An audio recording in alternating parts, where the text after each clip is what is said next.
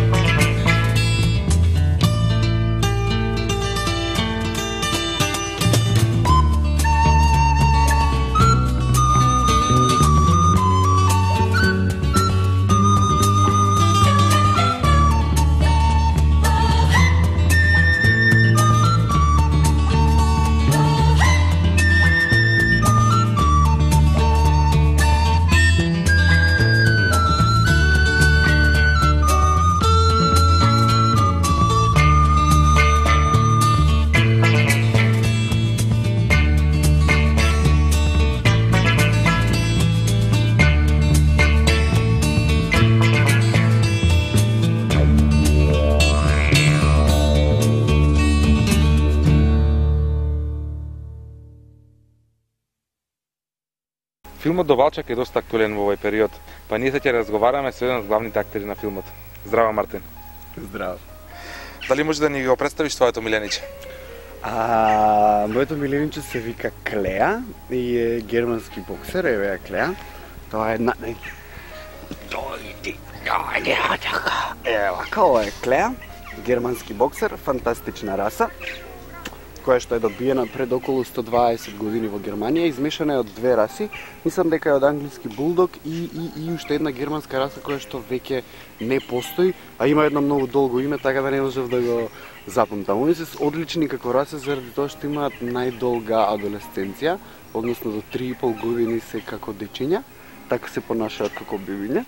Имаат многу тажна фаца, а во принцип се многу среќни, весели и клауни ждок, односно толку смешни како кловнови и ти го разубавуваат животот и денот, нели? Утка. Кажа дека имаш интересна приказна за тоа како твојот миленик пристигна во твојот дом. Дали можеш да не ја раскажеш?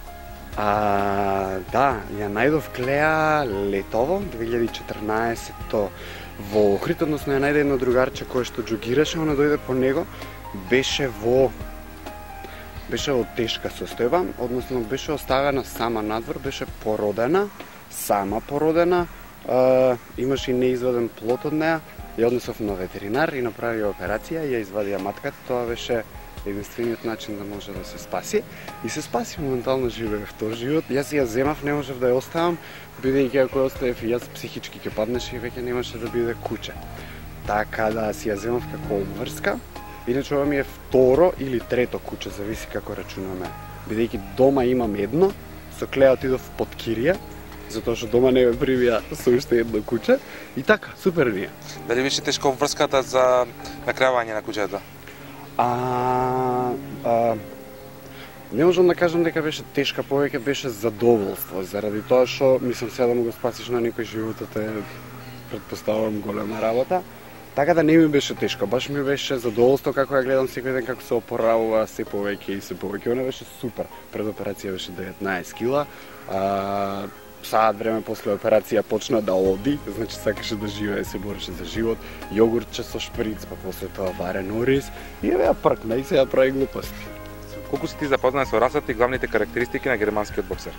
За расата, да, ете, сум запознаен, како што одговорив на првото прашање, веќе знам некои карактеристики. Не знаев, искрено не знаев многу, ама многу читав и многу гледав видеа. И баш се фасцинирав колку се они супер како раса и колку се мирољубиви, и колку сакаат и деца, и колку се фамилиарни кучиња, и колку се дружељубиви. Сум запознаен доста. Супер. Боксерот има специфична глава и скоро е невозможно носењето на маска за куче. Но законот кажува поинаку. Што мислиш ти за ова? Па прво, мислам дека маска не е како се вика, не е адекватното решение. Да.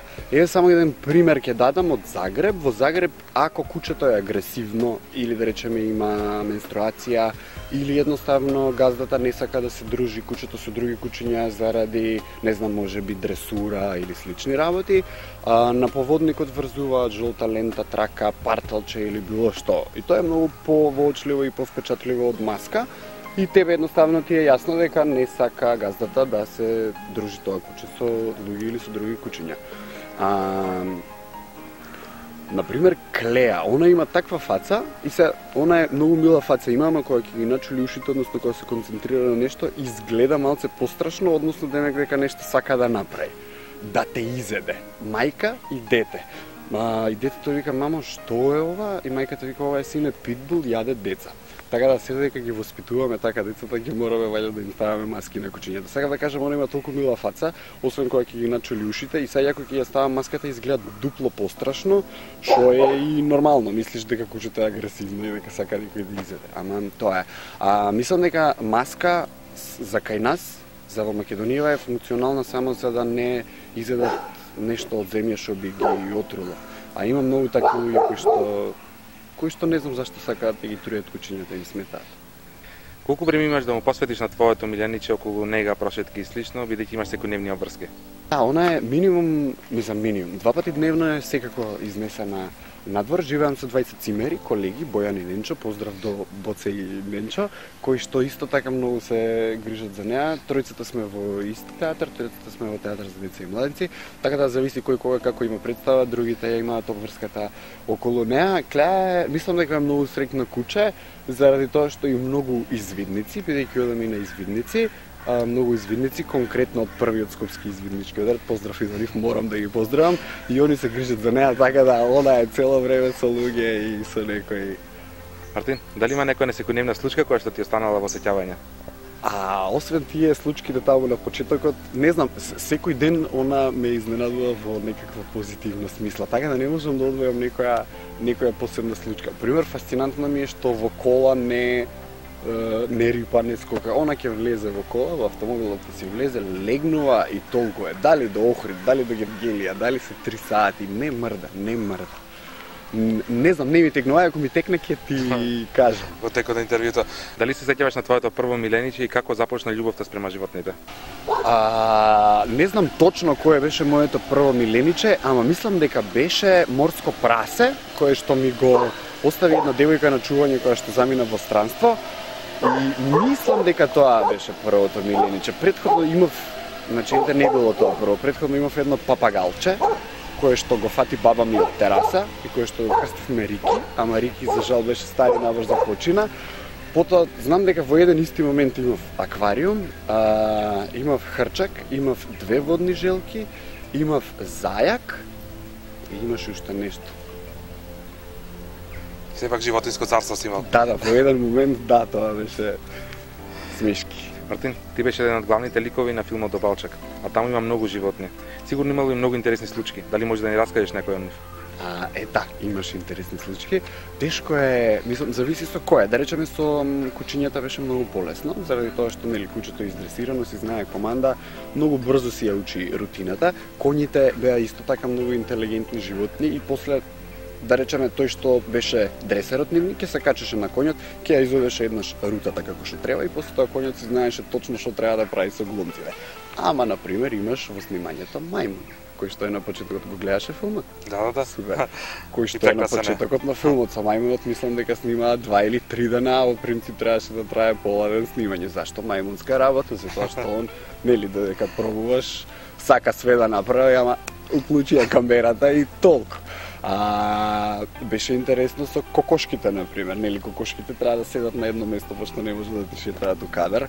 И јас за прв пат видов како се спиваат кокошки. И ја фаќаат главата под крило и ја ставаат, ја врти вака, ја врти и она мисли дека е ноќ, пошто главата е во темница и ќе заспие. И ја оставаат се додека не се случи некоја поголема. И секој будење на кокошката е како да е нов ден, тоа е супер. Во 10 минути 10 пати се буди. И петлите ме кукурика. И петлите кукурика, да, нормално. Супер. Има многу луѓе кои брутално тепаат и мотетираат кучиња, посебно бездомните.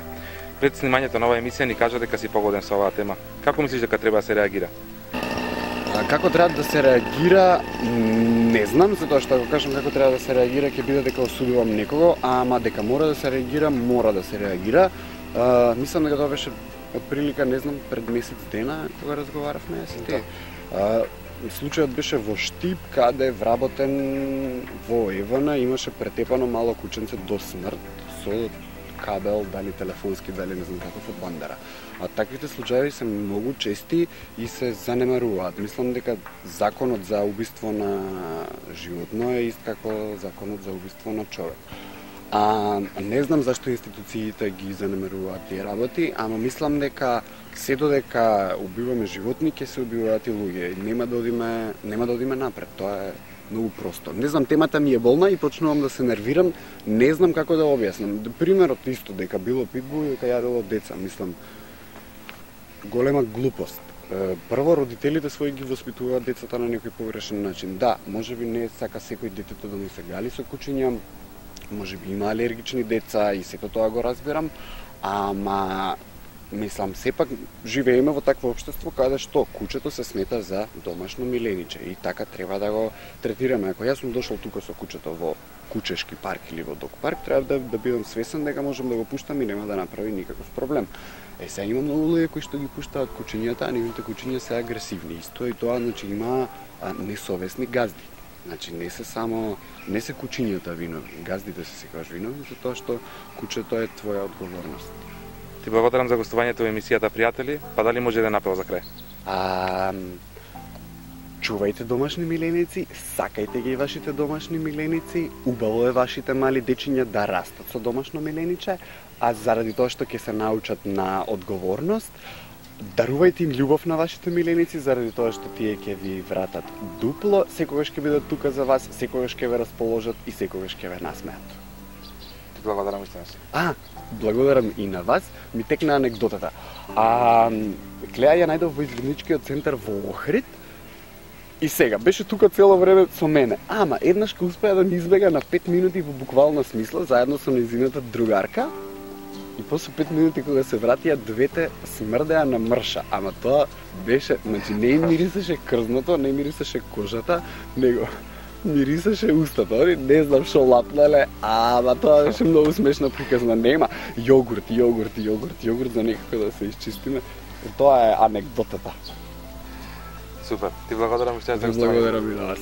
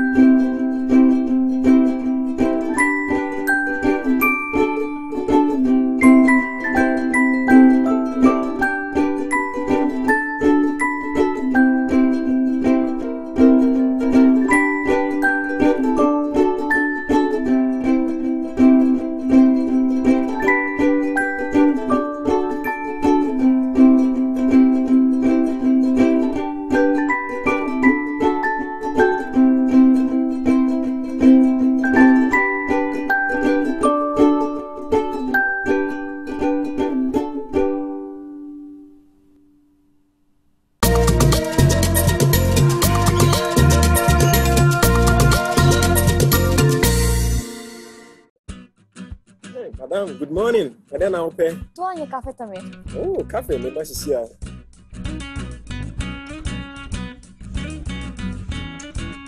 На здравје кафе. Пали ми David. Oh, madam, essa кафе не е де он. En keer rachasta, justa tjus. Oh, you like it? Nice. На здравје кафе. Елит кафе.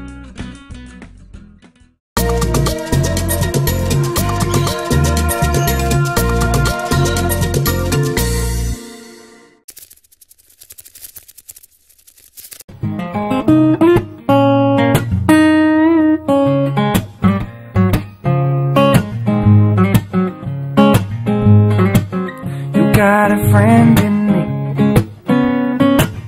You got a friend in me. You got troubles, I got them too. There isn't anything I wouldn't do for you. We stick together, see it through. You got a friend in me. Yes, you got a friend in me. Some of the folks might be a little bit smarter than I am, bigger, stronger too. Maybe none of them will ever love you the way I do. Just me and you, girl, as the years go by. A friendship will never die. You're gonna see it's our destiny. You got a friend. You got a friend in me. Yes, you got a friend in me.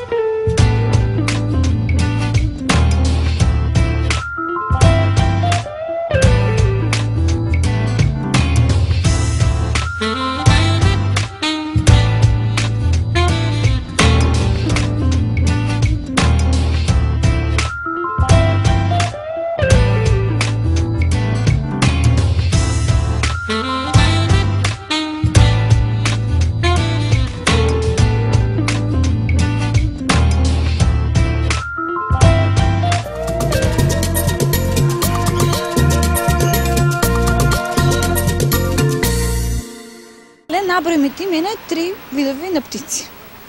Па, соколче, орелче, врапче. Добро, на сите ти чеќе му клаеш, ат прилепси. И како да речам, ајде да речам врап. Ова беше уште едно издание на емисијата Пријатели. Па вие гледајте на истото место во истото време наредната недела. Чао, чао.